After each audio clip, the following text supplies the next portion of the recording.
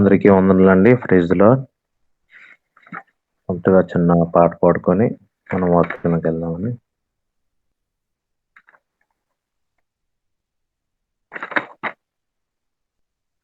యూదా స్తుతి గోత్రపు సింహమా, యేసయ్యా నా ఆత్మీయ ప్రగతిని స్వాధీనిమం. యూదా స్తుతి గోత్రపు సింహమా, యేసయ్యా నా ఆత్మీయ ప్రగతిని స్వాధీనిమం. నీవే కదా నా ఆరాధన, ఆరాధన స్తుతి ఆరాధన. నీవే కదా నా ఆరాధన, ఆరాధన స్తుతి ఆరాధన, ఆరాధన స్తుతి ఆరాధన. నీ ప్రజల నెమ్మదికై రాజాజ్ఞ మార్చింది నీవేనని, నీ ప్రజల నెమ్మదికై రాజాజ్ఞ మార్చింది నీవేనని. అహమును అణిచి అధికారులను అదమును చేసిన నీకు, అహమును అణిచి అధికారులను అదములు చేసిన నీకు అసాధ్యమైనది ఏమున్నది, అసాధ్యమైనది ఏమున్నది, అసాధ్యమైనది ఏమున్నది, అసాధ్యమైనది ఏమున్నది. యూదా స్తుతి గోత్రపు సింహమా, యేసయ్యా నా ఆత్మీయ ప్రగతిని స్వాధీనిమం. యూదా స్తుతి గోత్రపు సింహమా. హల్లెలూయా. అందరికీ వందనాలండి. Praise the Lord. చిన్న ప్రార్థన చేసుకుని వాక్యానికి వెళ్దామండి. పరిశుద్ధుడా నాయన నీకే స్తోత్రం ప్రభువా, నీకు వందనములు తండ్రి నాయన. హల్లెలూయా, హల్లెలూయా. యేసయ్యా నాయన నీకే స్తోత్రం, స్తోత్రం, స్తోత్రం, స్తోత్రం, స్తోత్రం ప్రభువా, నీకు వందనములు తండ్రి, నీకు వందనములు యేసు, నీకు వందనములు తండ్రి. ఇదిగో నాయన ఇంత గొప్ప దయను, ఇంత గొప్పనైనా నీ యొక్కనైనా ప్రభునైనా దాని కృపను కనికరం ఇచ్చిన బట్టి నేను అందును బట్టి నీకు వందనాలు తండ్రి. యేసు నీకు స్తోత్రం ప్రభువా, నీకు వందనం. ఈ నూతన దినం బట్టి ప్రభు, నూతన మా అనుదినహారం ప్రభు అయ్యా నువ్వు మాకు అందించమని సహాయం దయచేయమని అడుగుచున్నాం ప్రభు నాయన. అయ్యా నరుని జ్ఞానంతో నేను మాట్లాడుకుంటా అయ్యా నీ కృపతో నీ ప్రేమతో మాట్లాడటానికి, నీ కనికరంతో మాట్లాడటానికి నాకు మాకు మా అందరికి కూడా సహాయం దయచేయమని యేసు పరిశుద్ధ నామములో స్తుతించి అడిగి పెట్టుకుంటున్నాను తండ్రి. ఆమేన్, ఆమేన్. అందరికీ వందనాలండి. Praise the Lord. ఈ ఉదయకాల సమయంలో మరొకసారి దేవాదేవుని యొక్క మాటలు చెప్పుకోవడానికి ఆయన ఇచ్చిన యొక్క కృపను బట్టి, ప్రేమను బట్టి కేవలం దేవునికి మాత్రమే మహిమ కలుగును గాక. అయితే మనం చాలా సార్లు అండి ఇప్పుడు ఎన్నో మనము బాప్తిస్మం తీసుకుని 10 సంవత్సరాలు అవ్వచ్చు, కొంతమంది 20 సంవత్సరాలు అవ్వచ్చు. ఎందుకంటే మనలో మన మీట్లో ఉన్న మన అందరం కూడా మినిమం ఒక 2-3 సంవత్సరాలు, 5 సంవత్సరాలు తక్కువ ఎవరు లేరు. ఎక్కువే ఉన్నాం కానీ తక్కువ ఎవరు లేరు. అయితే మన యొక్క భక్తిని ఎలా దేవుని ఎదుట మనం ఎలా కనపరుస్తున్నాం, మన ఆరాధన మనం ఏ విధంగా మనం చేస్తున్నాం, ఆయన ఆయన ఇష్టపడేటట్లు మనం చేస్తున్నామా, లేదంటే ఆయన ఆనందపడేటట్లు చేస్తున్నామా, లేదంటే మన ఎస్టిమేషన్, మన లెక్కలు, మన యొక్క ఊహలు, మన ఆలోచనలు మనం చేస్తున్నాం అనేది ఈ దిన వాక్యంలో మనం తెలుసుకుందామని ప్రతి ఒక్కరు కూడా ముందుగా ఇంట్రడక్షన్ పొద్దుగతో మనం చాలా జాగ్రత్తగా విందామని ప్రతి ఒక్కరు కూడా. మనం చర్చ్కి ఎందుకు వెళ్తున్నాం, అలాగే ప్రతిరోజు కూడా ఈ మీట్లో మనం, ఎందుకంటే మా ఉదయకాల సమయం నుంచి మన 5 గంటలకే స్టార్ట్ అవుతుంది మన యొక్క జీవితం, మన యొక్క లైఫ్ రన్నింగ్. నిజంగా ఈ మీట్‌కి మనం 5 గంటలకి ఆయన్ని ప్రేమించి వస్తున్నామా? లేదంటే ఆయన ఆయన సహాయం కోరి వస్తున్నామా అనేది మనం పరీక్షించుకోవాల్సొస్తుందండి. ఎందుకంటే దినంలో మొదటి మొదటి కార్యక్రమం మనం స్టార్ట్ చేస్తున్నాం కాబట్టి, అలాగే అది రేపు సండే ప్రతి సండే మనం ఎన్నో సంవత్సరాల నుంచి ఎళ్తున్నాం. పాటలు పాడుతున్నాం, ప్రార్థన చేస్తున్నాం, అనేకమైన మీటింగ్స్‌కి మనం అటెండ్ అవుతున్నాం. ఏం ఆశించి మనం వెళ్తున్నాం? అమ్మో! ఈ ఆదివారం వెళ్ళకపోతే మనకి ఏదో అయిపోద్దేమో, ఈ ఆదివారం వెళ్ళకపోతే కొత్త సంవత్సరం వచ్చింది. కొన్ని కొత్త పనులున్నాయి. ఇల్లు కట్టుకోవడానికి ఎన్నో ఇబ్బందులు పడుతున్నాం. అప్పులు వాడి కట్టాలి. దేవుడు సహాయం చేయాలి. అమ్మో! ఉద్యోగం కొరకు ఎన్నో నెలలు, ఎన్నో సంవత్సరాలు కష్టపడుతున్నాం. అమ్మో! కనీసం ఈ సంవత్సరంలోనైనా ఉద్యోగం సంపాదించాలి. అమ్మో! ఎప్పటినుంచి ఒక మంచి వ్యాపారం ఒక షాప్ పెట్టాలని ఆశపడుతున్నాం. కనీసం 2024లైనా దేవుడు మనకు సహాయం చేస్తాడు. కాబట్టి మనం దేవునికి దగ్గరగా ఉండాలి. దేవునికి అనుకూలంగా ఉండాలండి. ఇటువంటి నిర్ణయాలతోనే మనం ఈ పరిచర్య అభివృద్ధి పొందాలి. క గత సంవత్సరం కంటే ఈ సంవత్సరం ఇంకా 100 ఆత్మలు గత సంవత్సరం ఒక 20, 30 ఉన్నాయి. ఇంకా రౌండ్ ఫిగర్ ఒక 70 చేయాలి. ఒక 100 అవ్వాలి ఈ సంవత్సరంలో. చూడండి. అంటే మనం ఈ పైన ఈ యొక్క ఆలోచనలోనే మనం ఉన్నాం కానీ, నిజమైన ఆయన హృదయాన్ని తాకే ఆరాధన, ఆయన హృదయాన్ని తాకే భక్తి, ఆయన హృదయాన్ని తాకే ఆయన యొక్క మనస్సును గెలుచుకునే యొక్క భక్తి మనలో ఎవ్వరిలో లేదటండి. బైబిల్ డిక్లేర్ చేస్తుంది. ఇదిగో నా కుమారుడా, నా కుమార్తె నీ యొక్క ఆలోచనతో నువ్వు వెళ్ళిపోతున్నావు కానీ, నా ఆలోచన నా యొక్క ప్రణాళికతో సిద్ధంతో చేయబడిన యొక్క భక్తిలోకి ఎవ్వరూ రావట్లేదటండి. ఎవరు రావట్లేదు. ఎందుకంటే అది చాలా కొద్ది మంది మాత్రమే వస్తుంటారట. అయితే చూడండి రి రియల్ వర్షిప్ నిజమైన ఆరాధన మనం ఏ విధంగా చేయాలి? అది ఏ విధంగా చేస్తే మనం ఆరాధన అనేది మనం భక్తి కనపరిచి అనేది మనకు అవసరానికి ఏదో మనం ఒక టార్గెట్ పెట్టుకుంటున్నాం. అమ్మో! ఇది చేయకపోతే ఇది అవ్వదేమో! ఈరోజు ప్రార్థనకి అటెండ్ అవ్వకపోతే అమ్మో! నా ప్రయాణం ఉంది ఏదవుతదేమో! అని మనం ఈ భయాందోళనకి లోబడిపోయి ఏటి అవ్వదండి. ఎందుకంటే మా వీధిలో ఉన్నారు చాలామంది తాగుబోతులు.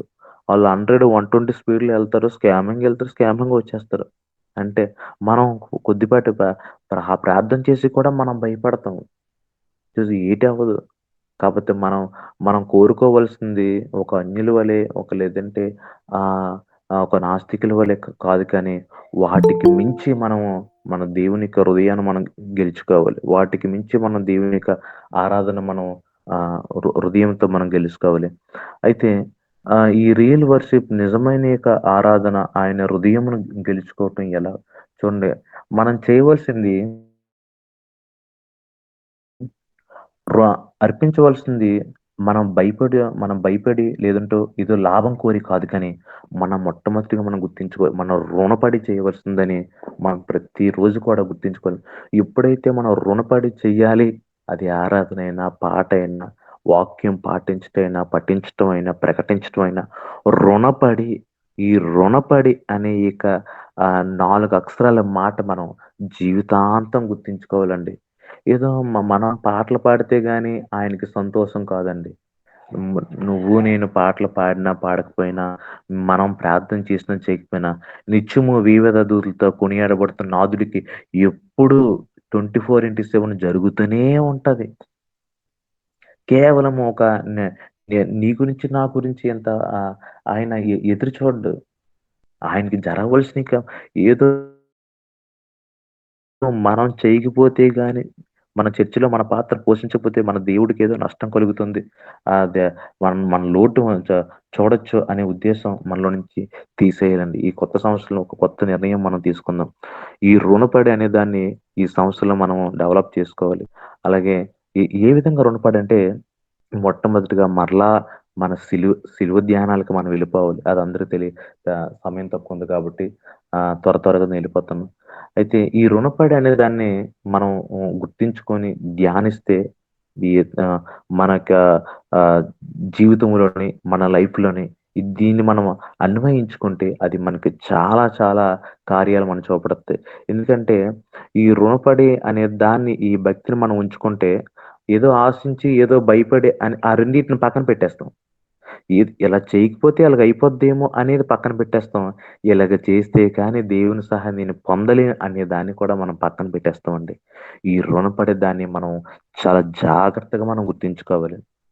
అయితే ఏ ఏ విధంగా రుణపడాలని అంటే మనకి దేవుడు మనకి ఏం చేస్తాడో చేస్తాడే కాదు. ఆయన గురించి మనం ఏం చేస్తున్నామో కావాలి. ఆయన చేయవలసింది చూడండి ఒక భక్తుడు చెప్పారు.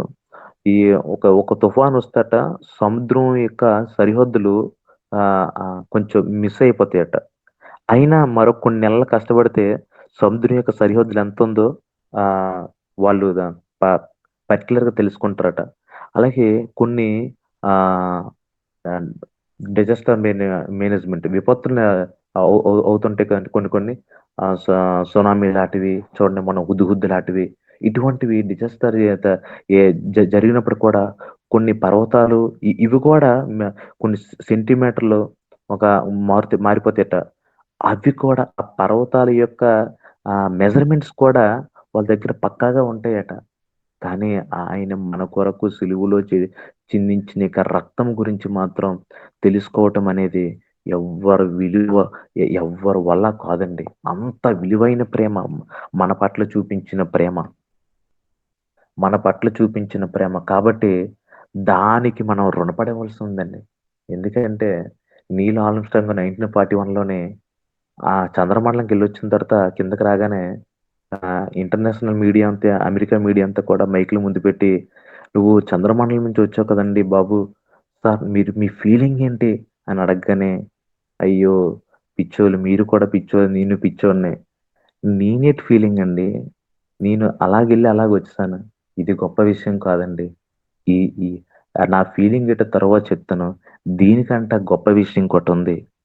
2000 సంవత్సరాల క్రితం క్రితము అర్హత లేని మనకు ఈ పాపలోకంలోని అడుగుపెట్టిన ఆ పుణ్యాత్ముడైన ఎందుకంటే పరిశుద్ధ ఆత్ముడైన ఆయన అడుగుపెట్టడం గ్రేట్. అది మనం మర్చిపోతున్నాం. ఇది గొప్ప విషయం కాదు అని ఫస్ట్ ప్రభువైన యేసుక్రీస్తు గురించి చెప్పి తన గురించి చెప్పడం జరిగింది. చూసారా? అలాగే మన జీవితం రుణపడి చేయవలసింది మాత్రం మనం మర్చిపోకూడదు. ఎందుకంటే ఆయన చేయవలసినవి ఎంతో చేశాడు. అది గుర్తుంచుకొని నువ్వు నేను చేయవలసిన ఏదైనా ఉందంటే ఇదదే. నిజమైన ఆరాధన, నిజమైన భక్తి మన కుటుంబంలో మన బంధువులు చూడండి అబ్రహాం దగ్గరికి ఒకసారి వెళ్దాము. 22 అబ్రహాం ఆదికాండం 22 అధ్యాయము ఎవరైనా చదవండి. 2-5 వచనాలు. 2-5 అండి. ఆ! 2-5 వచనాలు. అప్పుడాయన, నీకు ఒక్కడే ఉన్న నీ కుమారుని అనగా నీవు ప్రేమించి ఇస్సాకును తీసుకొని మోరియా దేశమునకు వెళ్ళి అక్కడ నేను నీతో చెప్పబో పర్వతముల్లో ఒకదాని మీద దహన బలిగా అతని నర్పించమని చెప్పెను. తెల్లవారినప్పుడు అబ్రహాము లేచి తన గాడిదకు గంత కట్టి తన పనివారిలో ఇద్దరిని తన కుమారుడగు ఇస్సాకును వెంటబెట్టుకుని దహన బలి కొరకు కట్టెలను చీల్చి లేచి దేవుడు తనతో చెప్పిన చోటికి వెళ్ళెను. మూడవ చాలు. నాడు అబ్ ఆ, చాలు సిస్టర్ గారు. థ్యాంక్ యూ అండి. అది చూడండి అబ్రహాం గారి యొక్క జీవితంలోని నిజమైన ఎంత గొప్ప ఆరాధికుడండి. ఎందుకంటే అందుకనే తన ఇక ఎవరికి తండ్రి అయిపోయాడంటే విశ్వాసులకే తండ్రంట. అబ్రహాము మొట్టమొదట బయలుదేరేటప్పుడు ఆ ప్రాంతంలో జన అక్కడున్న ప్రజల్లో గొప్ప అధిక ధనికుడు. ఎప్పుడైతే దేవుని మాటకి లోబడిపోయాడో, దేవుని మాట చూడండి ఆహ్, హ్మ్, గుడ్డిగా నమ్మడం అంటారు చాలామంది కొంతమంది. ఏదని అంత ఎలా నమ్మేసావు? గుడ్డిగా నమ్మేసావు. కనీసం ఆధారం చూసుకోవాలి కదా! అని చాలామంది అంటారు. ఎవరినైనా అయ్యో! ఇలాగ జరిగిందని, ఇలాగ మోసం జరిగిందని అని మనకు ఎవరికైనా చెప్పుకుంటారనుకోండి. ఆళ్ళని ఏమంటామంటే, అయ్యయ్యో! అలాగా ఎలా నమ్మేస్తావు? కనీసం నువ్వు ఆయన ఆ యజమాని ఒక మాట ఇచ్చాడంటే ఏదో ఒక ఆధారం నువ్వు చూసుకోవాలి కదా! కనీసం వాడి ఎనకాతల బ్యాక్‌గ్రౌండ్ ఏటో, ఆడి యొక్క స్టేటస్ ఏంటో చూసుకోవాలి కదా! నువ్వు వాళ్ళు చూసుకోకుండా ఎలా నమ్మేస్తావు? మనం ఇలా మాట్లాడుతాం కదండీ! కానీ అబ్రాహాంకి ఆ దేవుని యొక్క పిలుపుకి ఎంత లోబడిపోయాడంటే, య మన భాషలో చెప్తున్నాను. ఆ! అంత మనం అనుకుంటాం కదా! ఒక్కోసారి గుడ్డిగా నమ్మడం అంటే అదే నిజమైన విశ్వాసం. ఒక్క మాటకు లోబడిపోయాడు. అలాగే నోవా విషయంలో ఓకే. సమయం అవుతుంది కాబట్టి నోవాని ఇంక ప్రస్తావన తావట్లేదు. అయితే చూడండి ఈ అబ్రహాం చేసిన ఆ మ్రొక్కి అనేది పూజించడం అనేది వర్షిప్ యాక అయితే ఈ నిజమైన యొక్క ఆరాధన చూడండి మనకు హ్మ్, మ మన మన జీవితంలో చాలా ఉంటాయి. మనం కొన్ని ప్రేమిస్తూ ఉంటాం, కొన్ని ఇష్టపడుతూ ఉంటాం. మన భార్య మనకు చాలా ఇంపార్టెంట్. భార్యకి విలువివ్వాలి. భర్తకి చాలా విలువివ్వాలి. అయ్యో! కుమారుడు, కుమార్తెకి చాలా విలువివ్వాలి. ఉద్యోగము, వ్యాపారము, కొంతమంది వ్యక్తులు నిజమే. వాళ్ళందరూ ఇంపార్టెంటే. వర నిజమైన వర్షిప్ ఎప్పుడు కూడా ఈ ప్రపంచంలో నీకు ఏదేది ఇంపార్టెంటో అది భార్య అవ్వచ్చు, భర్త అవ్వచ్చు, కుమారుడు అవ్వచ్చు, కుమార్తె అవ్వచ్చు, ఉద్యోగం అవ్వచ్చు, వ్యాపారం అవ్వచ్చు. అది ఏదైనా సరే నా దేవుడి కంటే ఎక్కువ కాదు అన్నప్పుడే మనం ఆయన హృదయాన్ని ఆహ్, ఆయన హృదయాన్ని గెలుచుకునే భక్తిలోకి మనం వెళ్తాం. నిజమైన ఆరాధనకు వెళ్తాం. అది ఏదైనా సరే వ్యాపారం నాకు ఇది లేకపోతే నేను బతకలేను. అయ్యో! ఇదే కదా! చూడండి ఆ ఇవ్వగా 100 సంవత్సరాల వయసులో ఇచ్చాడు. ఆహ్, ద దేవుడు అనుగ్రహించడం జరిగింది. సరే ఎంత హ్యాపీగా, సంతోషంగా, సమాధానంగా ముందుకెళ్ళిపోతున్న జీవితంలో ఒక టీనేజ్ వయసులో వచ్చేసిన కుర్రోడు అంత హ్యాపీగా అమ్మా! అసలు నాకు అసలు ప్రతిరోజు పండగేనటండి. కొన్ని కామెంటరీలు, కొన్ని బుక్స్ చదివితే ఆ బైబిల్‌కి అనుసంధానించి కొన్ని బుక్స్ ఉంటాయి. ఆ బుక్స్ చదివితే ఆ రోజు వరకట ప్రతిరోజు పండగేనట. ఎందుకంటే 25 సంవత్సరాలు ఇదిగో ఈ 100 99 2, 3 సార్లు మాట్లాడి 100 సంవత్సరాలప్పుడు నా చేతికంది. ఎంత పెరుగుతున్న అసలు నేను ఊహించలేని ఘనత, ధన్యత నేను పొందుకున్నానే. ప్రతిరోజు ఒక పండగ వాతావరణంతో ఆ యొక్క బ్రతుకుతున్న జీవితంలో ఒక్కసారి హఠాత్తుగా నీ కుమారుడిని నాకిచ్చేయి అనగానే వెంటనే లోపడిపోయాడటండి. అది ఎంత కష్టం కదండీ! చాలా కష్టం అండి. చాలా అందుకనే అబ్రాహాము అంత దేవుని యొక్క ఆశీర్వాదాన్ని పొందుకున్నాడని అనిపిస్తుంది. అలాగే మన జీవితంలో కూడా చూడండి ఏదైనా సరే మనకిష్టమైనది దేవునికి ఇష్టం లేనిది. ఇంకో 2 సెకండ్ స్టెప్‌కెళ్దాం. ఏందో అబ్రహాం విషయంలో మనకిష్టమైనది ఏది కూడా దేవుని కంటే ఎక్కువ కాదు అని మనం నిర్ణయించుకోవాలి. అది ఏదైనా సరే. అది ఉద్యోగం అవ్వచ్చు, లేదంటే అది ఏదైనా సరే. నా దేవుని కంటే ఎక్కువ కాదు అన్నప్పుడే మనం ఆ మనస్తత్వంలోకి మనం వెళ్ళగలం. నా ఇది పోగొట్టుకుంటానా, ఇది నష్టపోతానా అయినా సరే పర్లేదు. ఎందుకంటే నా దేవుడి కంటే ఇది ఎక్కువ కాదు. నేనొక తాత్కాలికమైన జీవితం ఈరోజు ఉంటాను, రేపు పోతాను. ఇది ఈ సంవత్సరం 2024 అసలు మనం చూస్తాం అనుకున్నామండి. ఈ కరోనాలో ఈ 3 సంవత్సరాల్లోనో అంతకుముందు ఎప్పుడో మనం వెళ్ళిపోవాల్సిన జీవితం. కానీ ఎప్పుడైతే అది మర్చిపోతామో ఈ రుణపడి అనే విషయం మనం మర్చిపోతుంటాం చాలా సార్లు. ఎన్నెన్నో చూడండి మన యొక్క ఎన్ని రాత్రులు ప్రాణం ఆహ్, భయం పెట్టుకొని మనం పడుకున్న రోజులున్నాయి. అయ్యో! ఇంత ప్రమాదం తప్పిందా అని ఎన్ని సార్లు మనం అనుకున్నాం. ఎన్ని సార్లు మనం దేవుని స్తుతించాం, దేవుని కనపరిచాం. అయినా సరే ఆ ఆ క్షణానికి ఆ టైంకి అది అలా ఫీల్ అవుతున్నాం. మరలా వెంటనే లోకంలో పడిపోతున్నాం కాదు. ఈ రుణపడి అనే మాటను మనం మర్చిపోతున్నాం చాలా సార్లు. ఇది గుర్తుంచుకోవాలండి. అలాగే అదొకటి. మనకిష్టమైనది దేవుని ఆహ్, మ దేవుని కంటే ఎక్కువ కాదు అనేది మనం గుర్తుంచుకోవాలి. ఇంకొకటి అబ్రహాం విషయంలో మనకు కనబడుతుంది ఏంటంటే, నీకు నాకు ఇష్టమైనది దేవునికి ఇష్టం లేనిది. హల్లెలూయా! నీ నీకు నాకు మనకిష్టమైనది దేవునికి ఇష్టం లేనిదంట. అదేంటి అది అది అలాగేమైనా ఉంటాయా? ఉంటాయండి. చాలా ఉంటాయి. ఎవ్వరికీ కనబడలేనిది దేవునికి చూడండి మాటలు అటు ఇటు ఉంటాయి. చాలా జాగ్రత్తగా విందామండి. మనకిష్టమైనది దేవునికి ఇష్టం లేనిది. అదొకటైతే య మనుష్యులందరికీ కనబడిన క కనబడలేనిది దేవునికి మాత్రమే కనబడేది మనలో ఉంటాయండి. మనలో ఉంటాయి. మిమ్మల్ని, నన్ను మన మన ప్రాంతంలోనే, మన కుటుంబంలోనే, మన బంధువుల మధ్య, మన స్కూల్స్‌లో అవ్వచ్చు, కాలేజీలో అవ్వచ్చు, మన యొక్క పరిసరాల్లో, మన వీధిలో అవ్వచ్చు. ఓహో! ఈ సిస్టర్ గారు ఎంత బుద్ధిమంతురాలండి. ఎంత భక్తిపరురాలండి. తన నోటి మాట తీరు ఎంత అద్భుతం అండి. తన యొక్క ప్రసంగం ఎంత అద్భుతం అండి. తన యొక్క తీరు, తన యొక్క నడక, ప్రవర్తన, నోటి మాట తీరు అబ్బా! చాలా ఆ యొక్క బ్రదర్ అని చెప్పవసరం లేదండి. మా వీధిలో నన్ను చాలా మంది పొగుడుతుంటారు. ఆ! కానీ మీకెవ్వరికీ తెలియని పాపాలు నాలో కొన్నుంటాయి. అలా మనలో ఉంటాయి. కానీ అటువంటి విడిచిపెట్టడమే నిజమైన ఆరాధన. మనం మనం పైకి మనం చాలా బానే కనబడతాం. బానే కనబడతాం. ఎందుకంటే నిజమైన మనం ఒక బలిగా మారాలంటే మనం ప్రతి విషయంలో మనం చచ్చిపోవాలండి. ఈరోజు అబ్రహాం గురించి మనం ధ్యానించుకుంటున్నాం. ఒకసారి మనం గుర్తు చేసుకోవాలి. చూడండి ఆహ్, నువ్వున్న మీరున్న ప్రాంతంలో నేనున్న సర్కిల్‌లో, మనం ఉన్న సర్కిల్‌లో మనల్ని చాలా అద్భుతంగా మనల్ని ప్రశంసిస్తారు. కానీ, కానీ ది మనలో నచ్చనివి, మనలో అయిష్టమైనవి, మనలో దేవునికి వ్యతిరేకంగా ఉన్నవి అవి మనకు మాత్రమే తెలుస్తాయండి. ఈ ఈ చుట్టూ ఉన్న ఈ పొగడ్తల వల్ల, ఈ చుట్టూ ఉన్న ప్రలోభాల వల్ల, ఈ చుట్టూ ఉన్న వాతావరణం వల్ల ఇవి మనం పక్కన పెట్టేస్తామట.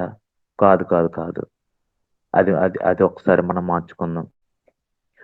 ఎప్ ఈ మన సంఘంలో అవ్వచ్చు, మన యొక్క ఈ కాంగ్రిగేషన్ అవ్వచ్చు, మన యొక్క డ్యూటీలు అవ్వచ్చు. ఎప్పుడైతే ఓహో! జాన్సన్ అంత మంచోడు ఎవ్వరు లేరండి అనగానే నాలో నాలో ఉన్న తప్పును పక్కన పెట్టేస్తానట. ఓహ్! దీని ఇదే ఇదే మనం అందుకని వాక్యం సెలవిస్తుంది కదా! నా కుమారుడా, నా కుమార్తె నువ్వు నిలబడ్డావు మత్తయి సువార్తలో ఉంటదండి. రిఫరెన్స్ చూపించట్లేదు.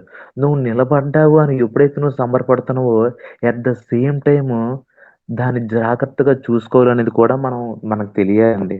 మనం ఈ మాటను మనం నిర్లక్ష్యం చేస్తున్నామంట. ఈ మాటను మనం నిర్లక్ష్యం చేస్తున్నాం.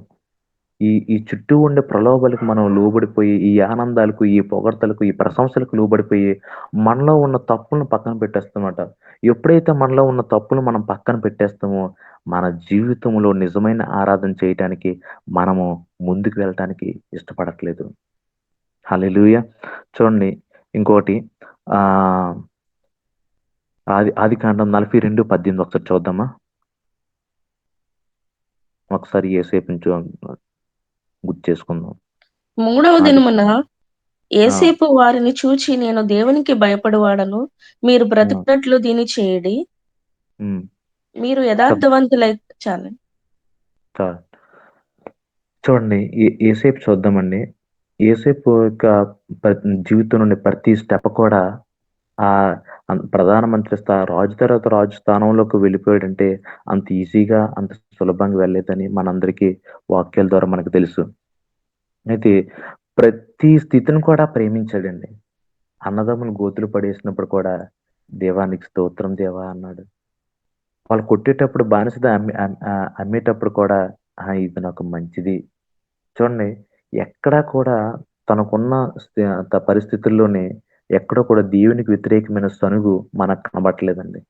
సెకండ్ స్టెప్ అంటే మనం దేవుని నీతిలో వెళ్ళి కూడా దేవుని వాక్యములు వెళ్ళి కూడా శ్రమలు ఎదురవుతాయి. ఏంటి అని ఇంత మంచిగా వెళ్ళి శ్రమేటి? ఇంత నీతిగా వెళ్ళి శ్రమేటి? ఇంత ఇంతగా అబద్ధం ఆడడానికి భయపడుతున్నా కదా! ఒక నోటి మాట ఈ లోకం భాష మాట్లాడడానికి భయపడుతున్నా కదా! ఈ లోక మర్యాదను అనుసరించడానికి భయపడుతున్నా కదా!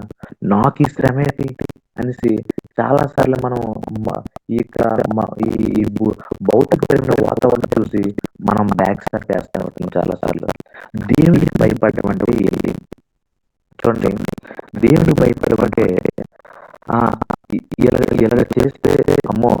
మాకేదైనా దేవునికి భయపడడం అంటే జడిసిపోవడం కాదు. ఆయన ఆయన ప్రేమను మనం కోల్పోవడం అనేది మనం నేర్చుకోవాలండి. ఎప్పుడైతే మనకి శ్రమ వచ్చిందో దాని వలన సనుగుడు అవ్వచ్చు, గొనుగుడు అవ్వచ్చు, లేదంటే దాన్ని తృణీకరం అవ్వచ్చు, వ్యతిరేకించడం అవ్వచ్చు. ఇలా ఇటువంటి సిట్యుయేషన్‌లోనే మనం గుర్తుంచుకోవాల్సింది నీకున్న ఆశీర్వాదాన్ని ఆహ్, కోల్పోవడం లేదంటే ఆహ్, దేవ్ ఇలాగా సనిగితే, ఇలా గొణిగితే దేవునికి జడిసిపోవడం కాదు కానీ, ఒకటి మాత్రం మనం గుర్తుంచుకోవాలండి. ఆ నీతిగా వెళ్ళేటప్పుడు ఎదురైన శ్రమలో మనం దేవునికి వ్యతిరేకమైన మనసు మనం కలిగి ఉంటే, ఒకటే ఒకటి గుర్తుంచుకోవాలి. ఈ భౌతికపరమైన ఆశీర్వాదం కోల్పోతున్నామేమో అని కాకంట దేవుని వాక్యము, పరిశుద్ధత నుండి మనల్ని వైదొలగిస్తుంది అనేది మనం గుర్తించుకోవాలండి. ఒక్కవేళ నీతిలో ఉండి కూడా శ్రమ ఎదురైతే ఒక ఒక విజయం వచ్చిందనుకోండి, సంతోషంగా ఒక మంచి సాక్ష్యం రూపంలో మనం బతుకుతాం. అన్ని టైంలో, అన్ని కాలాలు విజయాలు రావు కదండీ! దుఃఖాలు కూడా ఎదురవుతాయి. వేదనలు, రోదనలు కూడా ఎదురవుతాయి. ఆ టైంలో మన దుఃఖము ఆయన పాదాల దగ్గరే మనం మొరపెట్టాలండి. ఆయన పాదముల దగ్గరే మొరపెట్టాలి చూడండి. యేసేపు మనం ధ్యానిస్తే ఆళ్ళకి ఎదురైన ఎందుకంటే ప్రతీదీ అవినీతి కదండీ! అన్నదమ్ముల అసూయ చుట్టూ వాతావరణం అంతా అటువంటిదే. కానీ తన బాధని ఎవరికీ చెప్పుకున్నట్టుగా మన బైబిల్‌లో మన మన కనబడలే. ఇశ్రాయేల్ రాజుల్లో మనం చాలా చూస్తుంటాం. ఈ రాజు సహాయం ఆ రాజు, ఆ రాజు సహాయం ఆ రాజు అంత శత్రువు ఎవరైతే ఉంటారో ఓకే. వాడి సహాయం మనం కోరితే ఈ ఈ రకమైన కుయుక్తులతోనే మనం వెళ్ళింది కానీ యేసేపు దగ్గరికొచ్చేసరికి అటువంటి కుయుక్తులు, అటువంటి ప్లానింగ్స్ ఏమి లేవు. తన బాధ, వేదన, రోదన అంతా కూడా దేవుని పాదాల దగ్గరే. దేవుని పాదాల దగ్గరే. చూడండి. ఎన్ ఇది ఒకటే మనం గుర్తించుకోవాలి. ఈ లోకంలో ఏదో మనుషుల ప్రేమను కోల్పోతాను, లేదంటే రాబోతున్న ఇక లాభాలు, ఆశీర్వాదం కోల్పోతున్నాం కాదు కానీ, ఇదిగో నా దేవునికి వ్యతిరేకంగా ఉంటే, ఒక నోటి మాట ద్వారైనా నేను సణుగితే, తప్పు చేస్తే, ఇందులో నిలబడలేకపోతే ఒకటే మనం గుర్తుంచుకున్నాం మన లైఫ్‌లో. ఏం గుర్తుంచుకుంటే వాక్యము, తన యొక్క పరిశుద్ధత, తనిచ్చే నాకు ఆత్మీయక ప్రాకారము నేనెక్కడ కోల్పోతానేమో అని మనం భయపడుతూ మనం బ్రతకాలటండి. భయపడుతూ మనం బ్రతకాలి. మనుషుల యొక్క మనం మనుషులను సంతోషపెట్టాలని మనం ఎప్పుడు కూడా మనం ముందుకెళ్ళకూడదండి. యేసేపు ఒక మంచి జీవితాన్ని మనకి కనపరచాడు. ఈరోజు కోటానుకోట్ల యవ్వనస్తులందరికీ ఒక ఛాలెంజ్. ఓ యవ్వనస్తుడా! ఇదిగో నా పవిత్రత నేను కాపాడుకున్నాను. ఓ విశ్వాసి, ఓ విశ్వాసురాలా ఇదిగో ఎంతగా భయపడ్డానంటే నా దేవుని ఎదుట నీ ఒక్క నోటి మాట కూడా జారకుండా నేను భయపడ్డాను. మనం చాలా సార్లు చూడండి. నీతిలో వెళ్తున్నప్పుడు ఏదైనా ఒక కష్టం ఎదురైందంటే ఇదెక్కడ న్యాయం అండి? ఇదెక్కడ న్యాయం? అని మనకు మనం దుఃఖపడిపోతుంటాం, బాధపడిపోతుంటాం. దేవుని కూడా ద్వేషించే స్థాయిలోకి మనం వెళ్ళిపోతాం. అలా చేయకూడదండి. నిజమైన వర్షిప్ అంతే తన హృదయాన్ని గెలుచుకునే నిజమైన ఆరాధన చేయాలంటే మొట్టమొదటిగా మనం 3 ధ్యానించుకున్నాం ఈరోజు. చూడండి. ఆ దేవునికి మనకిష్టమైనది దేవునికి ఇష్టం లేనిది మనం విడిచిపెట్టాలి. అదొకటి. ఇంకోటేంటంటే మనకి చాలా ఇష్టమైనది కానీ అది దేవుడు అడిగేటప్పుడు మనం విడిచిపెట్టడానికి మనం సిద్ధపడి ఉండాలి. అంటే ఒకటే ఈ ప్రపంచంలో ఏది కూడా నా దేవుని కంటే నా దేవుని కంటే ఎక్కువ కాదు అని మనం నిర్ణయించుకోవాలి. మూడోదేంటంటే మూడోది దేవునికి భయపడ్డాం. దేవునికి భయపడ్డాం. దేవునికి భయపడలేకపోతే దేవుని ఎదుట నీ విధేయత చూపించకపోతే ఈ లోకంలో ఏదో కోల్పోతున్న భయం లేదు కానీ ఈ లోకంలో ఏది ఉంటే ఏటి లేకపోతే ఎందుకంటే మనుషు జ్ఞానంతో ఏదైనా సాధిస్తున్నాడు. చూడండి. రతన్ టాటా ముందుగా ఒక కారు కొనడానికి వెళ్ళాడట. నీ కారు కొనే మొఖమే అన్నారట. ఆ కంపెనీని కొనివ్వాల్సి వచ్చింది కొన్ని రోజులకి. కాబట్టి మనుషుని జ్ఞానంతో ఏదైనా సంపాదించగలం. మనుషుని జ్ఞానంతోనే ఏదైనా ఈ ఈ లోకంలో అనుకున్నది మనం సాధించేస్తుంటారు. అదేది కాదు. ఈ ఒకవేళ దేవునికి వ్యతిరేకంగా అవిధేయతంగా ఉంటే ఆయన పరిశుద్ధతను ఎక్కడ కోల్పోతానో భయం. ఆయనిచ్చే ఆత్మీయ ప్రాకారం ఎక్కడ కోల్పోతానోనో భయం. ఈ భయం ఉండాలండి. ఈ రుణపడే యొక్క మాట మనం గుర్తుంచుకోవాలి. ఎప్పుడైతే ఈ 2 విషయాలు మనం మన హృదయంలో పదిలపరుచుకుంటామో అప్పుడు ఆయన హృదయాన్ని గెలిచే గొప్ప ఆరాధనలోకి మనం వెళ్ళగలమని ఆశిస్తూ ఈ మాటలు నేను ముగించుకుంటూ ఆంటీ గారికి సమయాన్ని అప్పగిస్తున్నాను.